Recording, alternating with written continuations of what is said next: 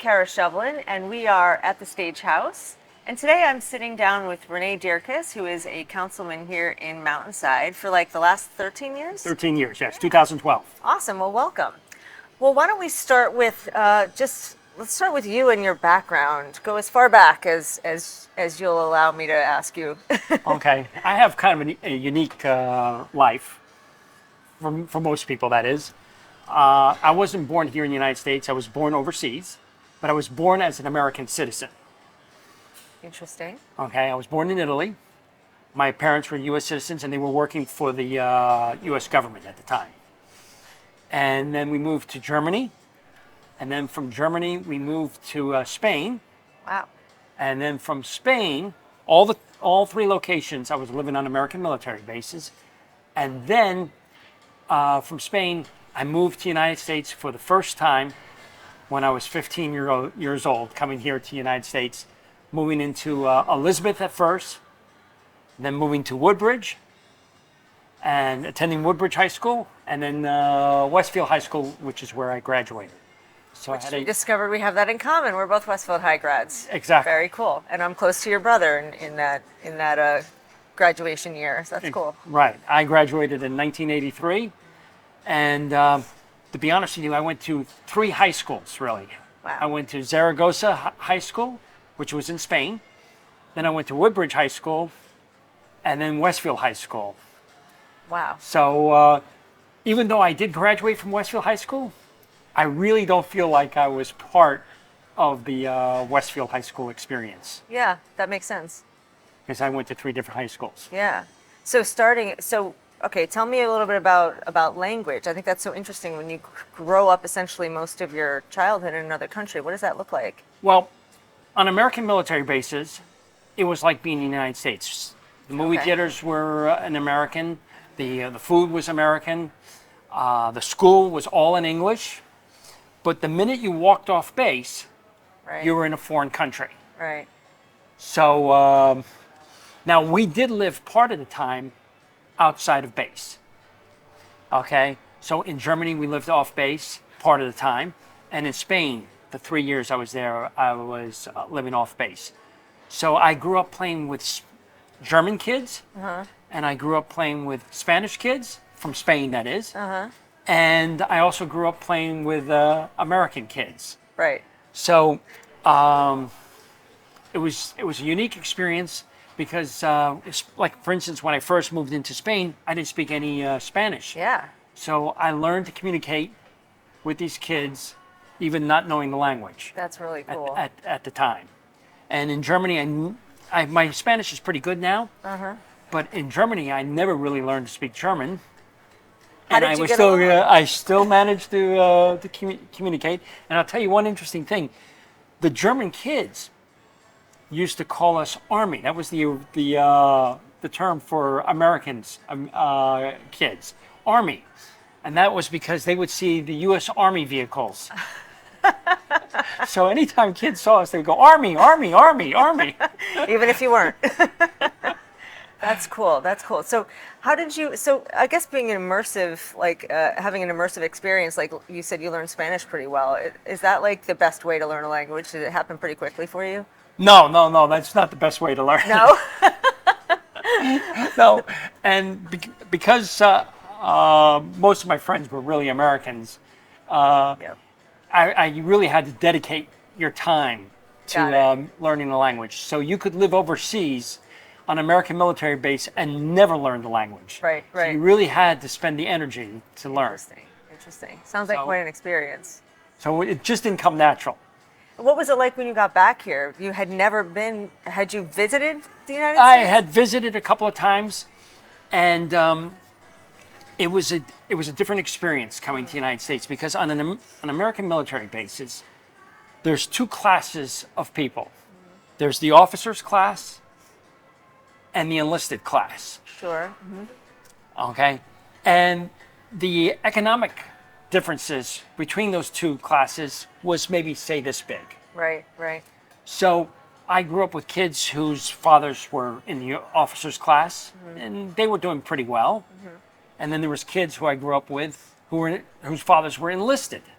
I say fathers because at that time, most of the Mostly. people in the military were males. Right, right, Not like today where you see a significant female population. right. But back then, it was pretty much Mostly the 99% dads, yeah. males. And this was also during the Vietnam War. Okay, yeah. So a lot of the kids' fathers were over in Vietnam. Right. Part of the time, I should say, was during the Vietnam War. But then when I came to the United States, the economic difference was huge. Really? So you would see kids whose fathers might be a CEO of a company Right. Oh, right. Yeah. to a kid whose father might be a janitor or something like that. Yeah. So the economics of it could be very different. One kid may be walking to school, the other kid might be driving a Mercedes Right. to school. Oh, I never thought about that before. The difference in the yeah. But on the American military bases, and my father was a civilian, which made kind of interesting about that was when I grew up, there was two questions that the kids would ask you. Mm-hmm. Where are you from? Which meant what state you were from, not where your parents were, like heritage. Right, like I'm French or I'm Or Italian or exactly like that. And then the second question was, what's your father's rank? Okay. So having grown up all my life in Europe, I had to ask my father. I said, Dad, where are we from? And he said, New Jersey.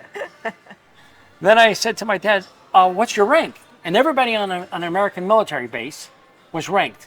So my father was ranked a GS-13. So I would tell kids, we're from New Jersey, and my father's ranked a GS-13. Well, at least back then, nobody was from New Jersey. And thank God, because if they had asked me anything about New Jersey, I didn't know anything. Like I've never been there. I don't know. Didn't know what city, didn't know anything about New Jersey. Never heard the term Jersey Shore. Right? Didn't know anything. And as for rank, because GS-13 was really a civilian rank, Okay. not a military rank, none of the kids knew what that was. And so actually one time one kid said to me, is that higher than an E7 or lower than an E7? You're like, I'm like, I don't know. So, nice. You could always just say higher. It's higher. It's always higher. so when I came here to the United States, you had that same atmosphere, but in a different way. People knew your status in life by the clothes you were wearing, the house that you lived in. Right. Something that I was not used to because nobody knew my status in Europe. That is so interesting. When I was growing up on an American military base. Right. And what did your father do? He was a school principal.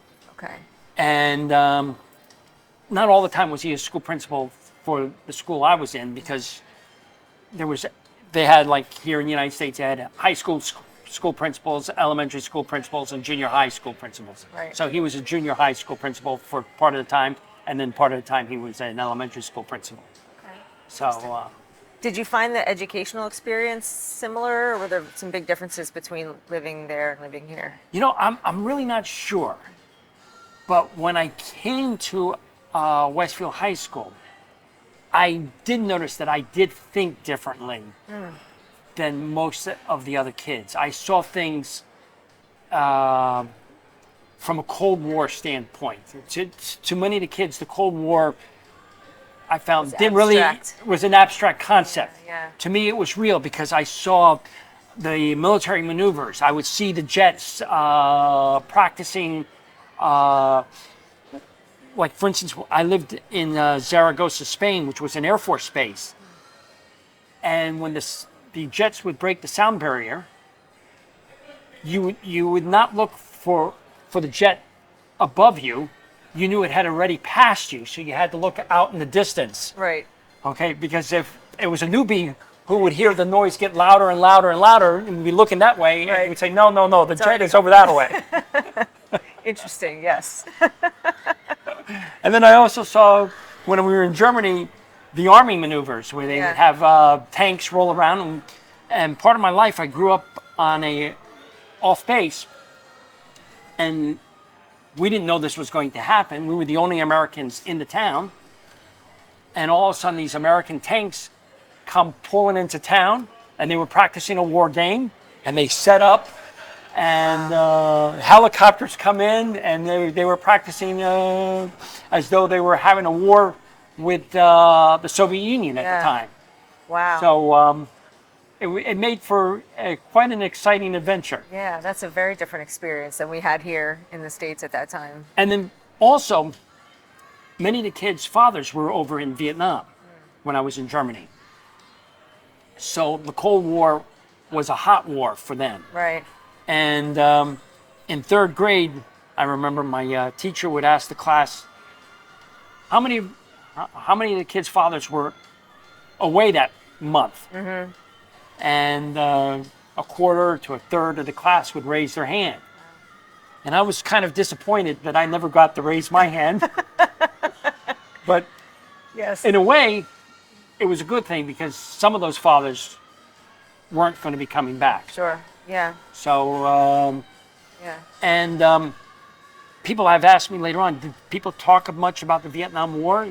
And no one really said anything about it amongst us kids. I mean, right. I could hear them talking amongst themselves. Right. But amongst us kids, they never mentioned much about the Vietnam War. And we also had World War II veterans, too. Yeah, This was sure. in the early 70s. Right. And you still had people who had fought in World War II, and they rarely said anything. Huh. So, how do you think that colored, you said it sort of changed the way you thought differently than other kids. How do you think that experience well, colored? I saw the world more of us versus them, you know, us versus capitalism versus communism, democracy versus dictatorship. And one of the trips that we did, we took what was called the overnight train from Frankfurt to West Berlin. So you would travel through East Berlin overnight, and you would come into West Berlin, which was a democracy, free society, and the stores were vibrant, and the town was enthusiastic. You know, there was all this noise and confusion. Yep. And then one day, on our trip there to West Berlin, we went over to East Berlin, which is you went through Checkpoint Charlie, Yep. and they made sure you weren't taking any newspapers or Bibles or anything. And My mom's been there through Checkpoint Charlie. Yeah, Checkpoint it's quite Charlie. An experience. Yeah. Yes, quite experience. And they had, you know, the guys up on the towers who were going to shoot anybody who tried. Remember, the wall there was to keep people in, not to keep people out. Right. Who was going to shoot anybody who tried to escape. And the stores were empty. Yep. And there was no life in Easter. I don't know if your mom had this similar experience. Absolutely. Yeah. Identical. She was with a church group, and they went in. It was a relationship. It was super interesting. But yes, she described the exact same thing. So I saw the world in that sense, and then also because I lived off base, I interacted with the Germans and the Spaniards and the Italians, and kind of like as a side note, I was an altar boy for the Catholic Church on a German town. It was a small town, 800 people. And the priest there, Father Ring, he was drafted into the Nazi army at the age of 17 and then spent 3 years as a prisoner of war in Russia. And all he would say about that experience was, it was the toughest period of my life. And if for anybody who knows, many of the German prisoners of wars didn't come back alive. Yeah. So it was a miracle that he even survived. But he was a very interesting guy, but he never talked much about never said anything about his experience during World War II. Wow. So, but I grew up knowing this. Yeah. That this history existed and Right. this happened. And I found when I came to the United States, people didn't know about it. We're cushioned. Yeah. I mean, it's different. And today things are a little bit differently. Back in the early 80s, people were a little bit more anti-military because of the Vietnam War. Right. Right. And today, that's not so much the different. case. But Yeah. that was also kind of a stunner because nobody said anything about against the military when I was living on a U.S. military Right, base. of course. Oh, that's so interesting. Yeah, that has changed quite a bit over the last few decades. So Yes, that has changed. which is nice. Yeah, that's good. So, Wow, that's quite a childhood. No one, of course, it's going to color the way you think, and you're going to have a different perspective coming back. So interesting. So you come back, and then you graduated from Westfield. Then what happened? You ended up here, but what happened in between those two things? well, when I was going to high school, most of the kids were talking about going to a college in Colorado or Way from New California Jersey, or yeah. South Carolina or North Carolina. And by that time, I had moved, I'm going to say 8 or 9 times. I'd have to think about it. Yeah, I'd have to count them. But it was a whole bunch of times because even though we lived in Italy and Germany and Spain, we moved to different bases. And I had it up to here with moving. So I only applied to local schools. And the school that took me was Seton Hall University. Nice. So I went to Seton Hall University, graduated, and stayed in the area because I started working in Westfield Okay. as a financial advisor for a firm called Legg Mason. Okay. Yep. And then in 1999, I moved here to Mountainside. And if you'd asked me back then, I would have thought, I'm going to stay here a few years and then move again. Move on. Yeah. Because even in New That's what you Jersey, I do. moved around a little bit. I moved. Right. I lived in Scotch Plains. I lived in Westfield. I lived in Woodbridge.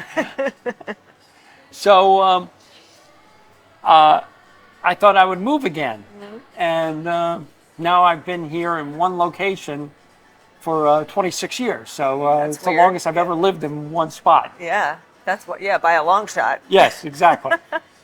So eventually, you made it to you eventually became a councilman here. So what? Before we take a break, give me a quick little timeline of how that worked out. What happened I'm to sorry. bring you to the town council? Oh, okay. So in 2007, I think it was, I was at some sort of town event, and I got engaged in a conversation with another individual. And we started talking and about various things, about the town, about the economy, about politics. We just had a very in-depth conversation. And afterwards, the person said to me, I'm the town lawyer here for the town. My name's John Post. And he asked me would you be interested in being on a board? I said, sure. I didn't even know what it was exactly. And I said, what type of board? And he said, we have school boards and we have library boards, and we always need somebody to be on a board. So I said, okay, sure. So I gave him my name and number. And then for about a year, I didn't hear anything. Mm-hmm. And then one day they called me up and they talked to me some more. And then they said, would you be interested in being on the library board? And I said, sure.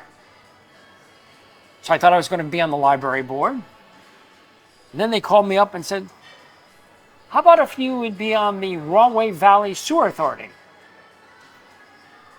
I said, I don't even know what that is. But Well- sure. Well, anytime you flush the toilet, that stuff goes to the Rahway Valley Sewer Authority. And we're a member of that board, the town. And we need somebody to represent the town. So I think it was 2009 that I got onto the Rahway Valley Sewer Authority, Okay. never having served on any boards before, and not knowing anything how this works. And my partner, the next day, I told him I was going to be on this board and go to my first meeting. And he says, how was it? And I went to the door and I said, the door is open. The door is closed. The door is open. The door is closed. I said, I didn't know what the heck was going on. And that was because some parts of the meeting were closed session and some were open sessions. So it was a whole learning curve for me. Right? Whole new thing. to get used to. But it was a very interesting experience. I said, geez, this is kind of interesting. maybe I can expand on this. So when an opening came for the town council, I threw my name, so to speak, in the hat. Nice. And in 2012, I became a councilman. That's what happened. And then in 2013, I left the Broadway Valley Sewer Authority. I was the chairman at that time of the board. And I thought those 5 years were interesting, but I said I think I'd rather stay closer to home. So I've been on the council since. Nice. Okay, that is a very storied past and up to the present. Well, we're not quite at the present yet. We'll get there. I want to dive into a little bit more about your first experience, but first let's take a quick break. Okay. And we'll be back in a few minutes to speak with Rene Dierkes a little bit further.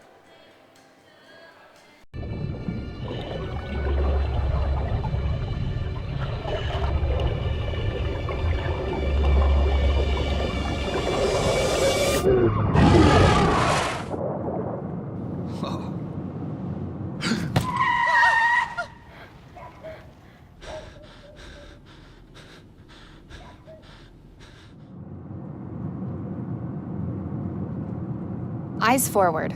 Don't drive distracted. Welcome back to At the Stage House. I'm Kara Shovelin, and once again, I'm talking to Rene Dierkes, Mountainside Councilman. We were just talking about we were just about to sort of transition into your experience here on the council. But first, I want to just back up just a little bit and tell me just a little bit about your family. You live here with your family here in town. Okay, well, first of all, I got married in 2008. Nice. And my wife is Chinese. And when I say Chinese, she was born and raised in China, coming here at the age of 26. Wow. And what's kind of interesting... You guys have that in common. You both came here about almost the same age, right? Yeah, exactly. Very good point. Before we got married, she asked me to come and meet her family and stay with her family. So I flew out to Beijing, China, and stayed with her family for about 2 weeks in this very small 2-bedroom apartment. And people asked me, were you a little bit uncomfortable with that? And I said, no, actually, I was kind of used to that. Because what happened is, this is something I hadn't told you, is when I was in college, I became friends with a Nigerian student, and we went out to. He asked me one summer if I wanted to come with him to Lagos, Nigeria. He's going back home for the summer. Wow. And I said sure. So I stayed with his family for a month in Lagos, Nigeria, and also I had spent like 2 weeks with a family in Santiago, Chile. Wow. So this was going to be my third thing of staying with a foreign family. So I was staying with... You're like, I'm good. No big deal. I didn't know a word of Chinese when I went to Beijing to stay with the family. Except one word, ni hao. My Chinese has improved since then. Do you speak Chinese now? 我可以说一点中文，一点。Okay. Because many times her in-laws, or my in-laws, I should say, are with us. They want to help in raising our 2 children. I have an 8-year-old boy whose name is Marcello, and I have an 11-year-old daughter whose name is Fiorella. Nice names.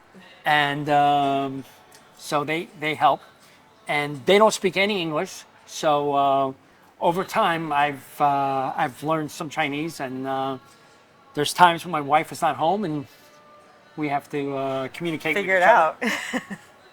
So what about your kids? Do they? My daughter's Mandarin is very good, better than my son's, but they both know a lot more Mandarin than I do. And My wife is taking both of them to China this summer. They're going to be there for a month. Cool. So I expect their Mandarin to improve dramatically. Wow, I'll bet. I'll be only there for a week or so, but they're going to stay there for a month. That's so cool. maybe my Mandarin can even improve a little bit more. Yeah. So When you go there, do you guys speak mostly Mandarin, or well, all her family, that's all they speak? that's all they speak. No one speaks any English. Okay.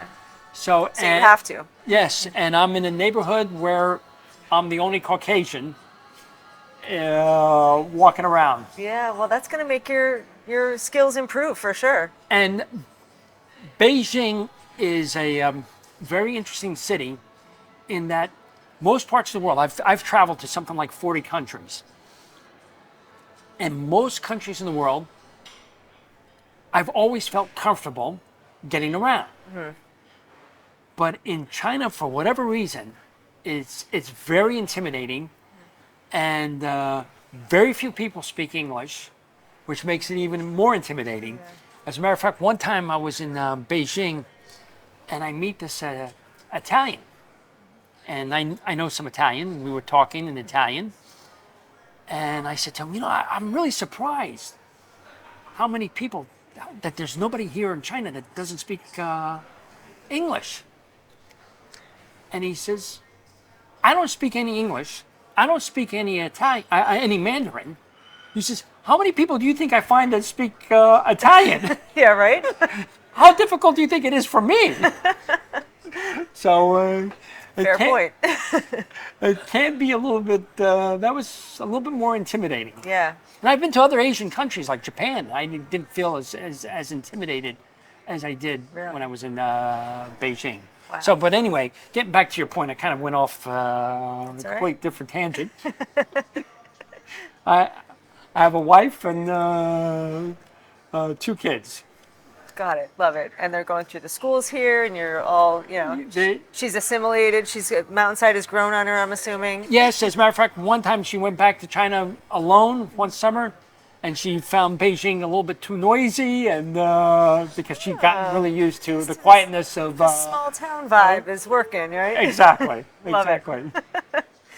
All right. So let's get back to your role here in town a little bit. You mentioned the first committee that you were on, and now you're on some others. So tell me a little bit about the committee situation and what that looks like. By committees, I think you meant the first board I was on. The first board you're on, yes. First board I was on the Rahway Valley Sewer Authority. Right, yes. Which is essentially anytime you flush the toilet, that water has to be cleaned before we send it back out into the river. So they when you get onto the Rahway Valley Sewer Authority, one of the things you do is you do a tour of the plant, and you see how they take dirty water, and to the point where when they send it back out to the river, you can drink that water, but no one volunteers to do that. I was going to say. But supposedly it's so clean that you can drink that water. I'm glad this board exists. So, but I was on that board for about 1.5 years, and usually when you're on a board, they assign committees, and they put me on the personnel committee. Okay. And they usually, when you have a newbie, they try to put you on a committee that doesn't have too much interaction, doesn't have too many important things, and they may need a chair of the personnel committee because that really didn't mean much. Well, 1.5 years into the Rahway Valley Sewer Authority, I'm there, and the executive director, that's the individual who's the professional hired to run the plant. Right. I'm thinking off the top of my head, I think there were some like 40 odd employees. Okay? Mm-hmm. Managing a $30 million budget, or at least back then, quits. And all of a sudden, with 1.5 years experience on the board, and being the chair, I had to devise a system on how to find our new executive director. Yeah. And now, on that board was 13 towns. And all those towns have representation on the board. Got it. And the whole town votes on who the executive director was going to be. And it was a very contentious thing to find a new executive director, but it worked out. And my understanding is that person just recently retired. Ah, good. So it was a success. It was a success. That's It was awesome. a success. Then when I came on to town council, they also put you on a committee. And just for the viewers to understand, the reason why we have committees Yes. on a town council or on the Rahway Valley Sewer Authority, all of our meetings are open to the public. So a member of Mountainside, somebody who lives in Mountainside, if they wanted to, they could go to any of the meetings at the Rahway Valley Sewer Authority. As a member of the public, they're allowed to go Right. and sit in on the meeting. And at the end of the meeting, they are allowed to ask questions. Right. Same thing with town council. Many times people come to our council meetings and they ask questions. Right. Now there's a law called the Opens Meetings Act, Okay.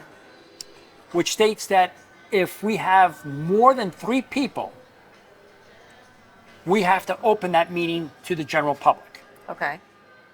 But if we have 3 or less, we don't have to have the whole public involved. Right. So like when I was on the Rahway Valley Sewer Authority, you're trying to find a new executive director. You know, what qualifications do you want? What type of person are we looking for? Do you really want to discuss that, really have an argument about that in an open setting? No. So you have the committee. And so I was the chair of that committee. Yeah. And me and the other 2 committee members debated that. Yeah. Then we brought it to the open portion where all the members of the executive director, all the members of the Rahway Valley Sewer Authority could vote on it.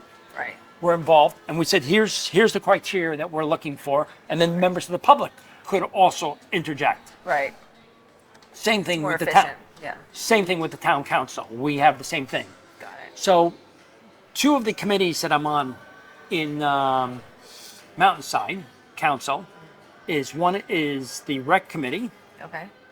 and the other one is the fire department. Okay. Now, the rec committee involves a number of different things, but one of the items that we're working on right now is the pool. We have a community pool, and that community pool was built some 50 some odd years ago. And it's getting up in age. It's, as a matter of fact, it's more than up in age. It's past its life expectancy. Right. And we're discussing what to do. Okay. And we actually sent out a survey, and we would hope that most of your listeners who are listening, who live in Mountainside, will respond to that survey because we really would like their input. There's 3 avenues that we could go. The first one is we could close the pool. Make it a soccer field, make it a park, Right. Make it a bike park. Right. We could do all sorts of other things with that area of land. Although there's a lot of things that don't really work there. Like I don't know if a soccer field would work there because it's kind of small. Okay. But yeah, I guess if you included the parking lot, maybe it might work. The other thing we could do is fix the pool. Okay. That fix could cost us a couple $1 million. Right. And would add about $50 for the average taxpayer in Mountainside that they would have added to their tax bill, property tax. The third thing we could do, and by the way, that little bit of fix might last 10 years. So then 10 years from now, we'd be back at square one because that pool is old. Right. Right. The third idea is tear down the pool, rebuild the pool, put a brand new pool, make it more what today's standards of pool. I mean, if you looked at our pool, it looks like a 1950s pool, and because it was built way back then, Right.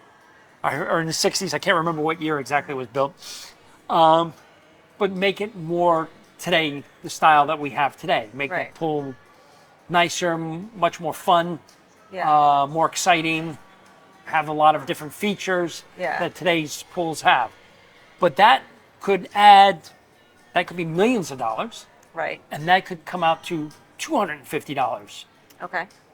for the average taxpayer added to their bill. Right.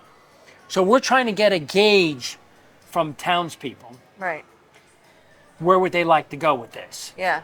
And I could sit here all day and make a great argument for all three of them. Right. Of I'm course. really agnostic on this. I see a good point in all three of them. Yeah. Although, to be honest with you, I think it's really upgrade the pool, make it a fantastic pool, Yeah. or Get rid of just it. Yeah. scrap the pool and put something all together. Right. Because That feels like a Band-Aid. the other one feels like a Band-Aid, and it almost feels like you're kicking the can down the road, Yeah. sort of thing. Sure. Sure. You know, you're just leaving another member of the town council 10 years from now Right. having to deal with the issue that I'm having to deal with. Yeah. So if people could go and take that survey who live in town, that would be appreciated, because we're trying to get a gauge of what our citizens think. And Right. then, we might actually have a vote on this, where we might ask citizens to actually vote on something like this. And so not just doing the survey, but right now we're just doing a survey just to get a kind of an idea of where it goes. And what also makes it kind of expensive, just a kind of a little bit of side note, New Jersey has this Prevailing Wage Act. And only certain builders participate in the Prevailing Wage Act. Okay. And it makes the cost of things much more expensive. Right. Right. So even though I think the Prevailing Wage Act was done with good intentions, it's had a bad impact. It's made a pool much more expensive than I think it has to be. Right. But that's the reality that we have to deal with. Sure. And this is the one thing I've learned being on town council. There are a number of rules that I think legislatures came out with the best of intentions, Right. that have had some negative Unforeseen impact. consequences. Yeah. Consequences. The Yeah. other one is the Affordable Housing Act. I mean, in Mountainside, so far we've been able to keep those high rises out of Mountainside, but a lot of towns, because of that act, have not been able to. Right. And I think that changes the scope of a town, Yep. what the town is all about. And we're Yep. trying to keep this town as homey Yeah. and as small and as community oriented as possible, and Right. not have sky rises and high density housing Right. in Right. this town. I mean, so far our mayor Yeah. and our town council has done a pretty good job of navigating the law to the best Yeah. we can. It's a balancing act. It's a difficult balancing act. Yeah. And then finally, the second committee that I'm on, that I One question before we go to Sure. the fire committee. What's the timeline on a project of that scale? Like, so right now you're at survey phase. You might get to a vote, and then how long does I'm hoping that by next year we can start you have a decision?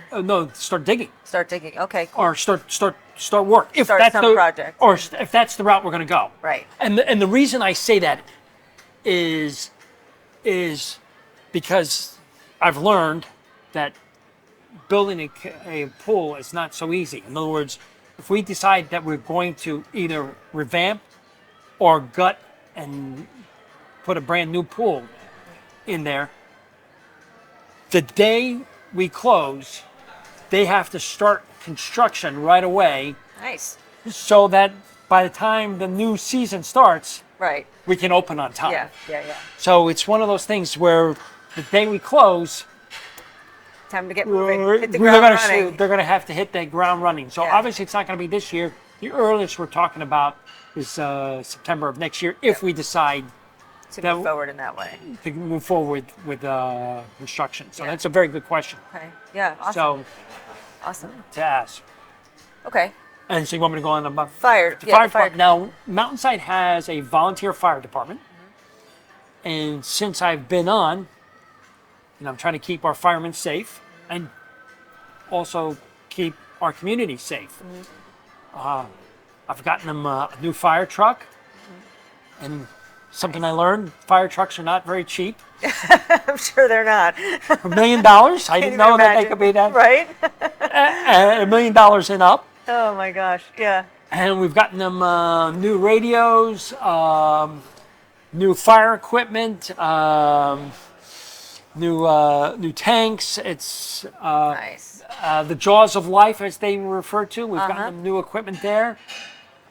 As a matter of fact, when the salesman came to show us the new equipment, I didn't know that I was going to be doing this. He had me put on a fire equipment, fireman Nice. suit, and then open up a car. Wow. Oh, that's cool. So it was a little bit funny to to do that, but it's I could see the difference between the old equipment that they had, Sure, which was yeah. so much heavier and so much more cumbersome, versus the new equipment, where if they had to take a person out of a overturned car, Yeah.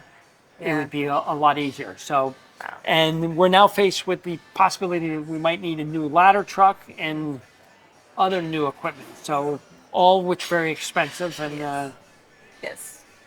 something that's worth it. occupying my time. I'm sure. So it's made.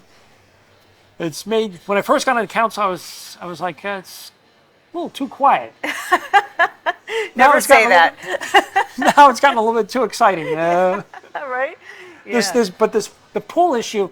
Seriously, we really do need residents to participate in the survey, because we really like to get an idea of what the residents Yeah. are thinking about. And that middle option, they have to really think about that, because in 10 years Yeah. Right.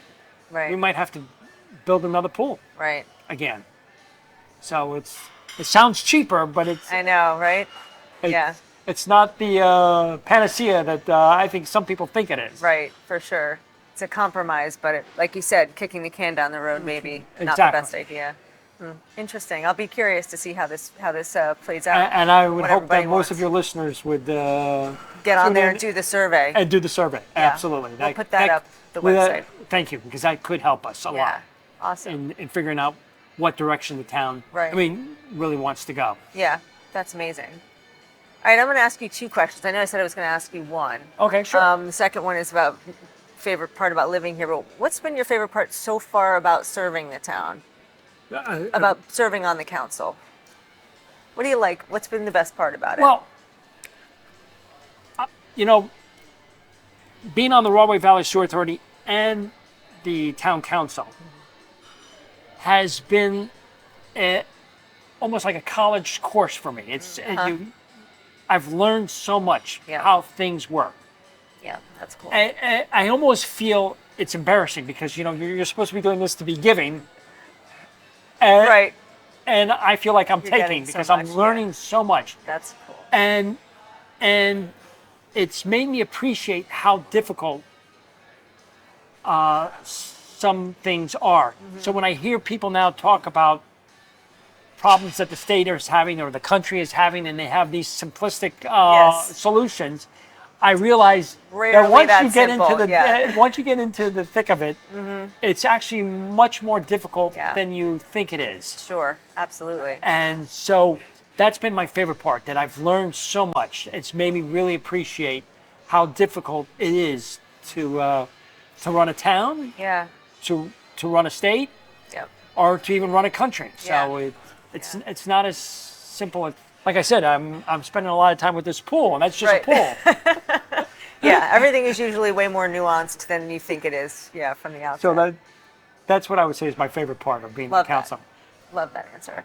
Okay, so the second part of that question is, you've made Mountainside your home for the last more than 2 decades, almost 3 decades, right? Right. And you've been serving the community. What's your favorite part about living here? Why would somebody want to move to a town like To Mountainside? me, I think if someone is looking for an affordable town to live in, that is close to the shore, I mean, within an hour, you can be at the Jersey Shore, Yep. but likes to ski, or within an hour, you can go skiing. Likes to go to parks. We got a park next to us. Yep. Little mountain right there to Right, hike. to go hiking in. As a matter of fact, I was in that park yesterday while my son was playing soccer. Love I it. went in for a little bit. And is very affordable. I mean, and oh yes, that's the other aspect. Within an hour, we can be in New York City, Yep. greatest city on earth. Greatest city in the world. I've been to Some many. of us think. Like I said, I've been to 40 countries, and I still say that Manhattan Nice. Yes. is the best place in the world pretty to wild. visit. I don't know if I would want to live there. Agreed. Within an hour and a half, you can be in Philadelphia. Mm-hmm. You have one of the best airports in the world. I know they're having some troubles right now, but pretty much that airport, Newark Airport, you anywhere can in the go. world, You yep. you can get anywhere in the world. You can get to any part of the country. Yep. Very quickly, and 15 minutes you're there, and 15 minutes you're back if you land. Yep.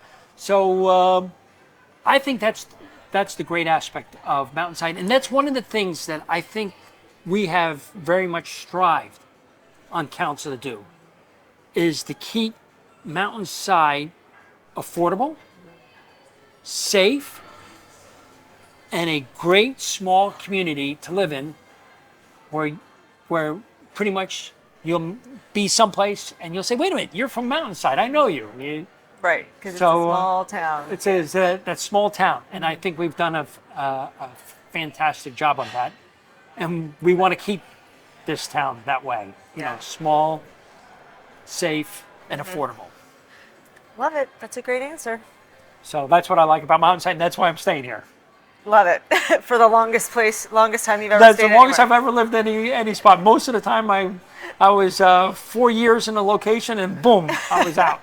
Yeah, well, you've way overstayed that. So Yeah. So when I got up to 8, I was like, it's wow, meaningful. Yeah. 8 years, and now it's 26 years. Wow. 26 years. Roots. And my kids, this is all they've known. Yeah. Yeah. Is Mountainside. That's So- nice. That's nice. So Well, Rene, it's been such a pleasure talking to you today. Thank you. Thank you for joining us. Once again, Rene Dierkes, Councilman here in Mountainside. I am Kara Shovelin, and this is At the Stage House.